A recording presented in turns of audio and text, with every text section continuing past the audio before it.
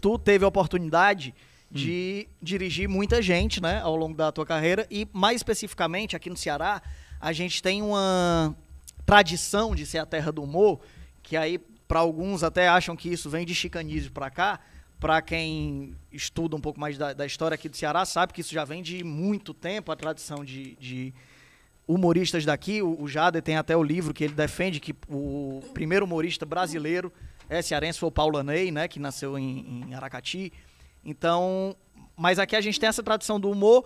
No Chicanísio, exportou o nome do Ceará para o resto do Brasil, aí Renato Aragão, Tom Cavalcante, Tiririca, e teve uma turma que ficou aqui segurando a onda, enquanto tava lá Tom, Chico, Renato, fazendo história, Rio de Janeiro, e espalhando o nome do Ceará pro Brasil inteiro ver, tinham turistas vindo do Brasil inteiro pra cá, e quando chegavam aqui tinha uma galera que tava segurando a onda, Rocicléia, Zé Modesto, Augusto Bonequeiro, esse pessoal que tava fazendo humor aqui, o turista vinha, sabendo que aqui era a terra do humor, quando ia pro teatro, via esse pessoal em cena, e tu dirigiu todos eles, né, já?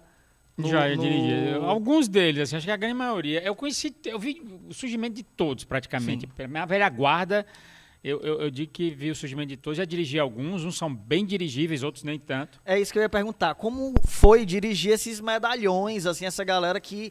Acho que... Eu vi um documentário sobre a Dercy, só para contextualizar, eu vi um documentário sobre a Dercy, e o Marcos Caruso estava falando sobre quando ele tentou dirigi-la. Ela chamou ele para dirigi-la num espetáculo. E aí ele desistiu. Porque aí ele falou, é impossível dirigir a Dercy, é como tentar definir a direção do vento. Não dá, o vento ele vai para onde ele quer, você não consegue dizer, não, vento, vá por aqui. E ele dizia que dirigir a Dercy era como tentar dirigir um furacão, era impossível. Eu dirigi muito mais a cena, assim, do que o próprio humorista, entendeu? Então, assim, eu precisava colocar eles num contexto mais interessante, mais inteligente. Foi num produto que se chamava No Ceará Assim, né? Então, que eu dirigi uma grande parte deles.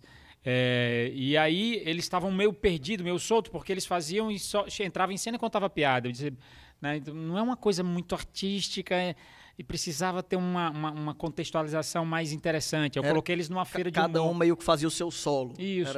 Mas aí o que eu fiz? Eu coloquei eles numa feira, né? Eles iam vender esse humor cearense dentro de uma feira. Então eu coloquei a marca no chão, como se ali fosse uma feira, que o feirante sempre marca o chão, e lá ele fazia a sua história. Entravam todos e ocupavam seu espaço. E lá eles contavam as piadas que eles comumente contam. Eu não interferi em nada disso, só que eu, no entremeio entre um e outro, eu tinha que também ter uma costura. Não podia ser uma coisa tão fria de entrar um e sair. E aí a gente arranjou uma costura e foi legal. Mas é isso, eles são muito livres e eu concordo, tem que ser também. Sim. Né? Então não é tão necessário isso. Não chegou nem a tentar intervir. Não, sacou nem que era pensar, deles. Foi muito fácil entender que ali tinham coisas que eram imexíveis até. Sim. E eles deram muito ouvido às observações que eu falava, sabe? Foram muito coerentes com a proposta até. Gostaram da proposta, então funcionou. Sim. Eu tenho uma ideia, assim, uma análise sobre a cena do humor aqui no Ceará, que eu tenho a sensação que essa geração dessa galera, junto contigo, junto com o Zé Modesto, o Rocicléia, Augusto Bonequeiro, eu acho que foi a última geração de comediantes intelectuais aqui do Ceará. E depois disso, veio muita gente, surgiu uma demanda gigantesca de procura pelo humor cearense, então vinha gente de todo buraco querendo ver show de humor, então cada vez mais tinha mais humorista, porque toda churrascaria precisava de um humorista, então em todo bairro surgiu um para suprir aquela demanda. Mas muita gente se repetindo no que já foi formado, então ele pegava ali o que a Roscléia fazia e fazia Bora a mesma entender coisa. um pouco dessa questão do ser humorista, essa questão do riso cearense. Notando aqui Né? já, Então, assim, é interessante a gente entender, porque é interessante a gente entrar dentro de uma pesquisa, a gente conhecer a realidade de onde vem isso, Sim. né? De onde vem essa molecagem, de que origem ela é, e indubitavelmente ela não é de uma pessoa exclusivamente, assim, você dizer que aquele é o ator que começou o humor cearense. Não, menos, né? Porque essa história vem muito, ela é sertaneja, sabe? Essa forma jocosa do cearense contar piadas e reunir pessoas em torno dele para contar piadas é uma coisa que ela se tornou mercado,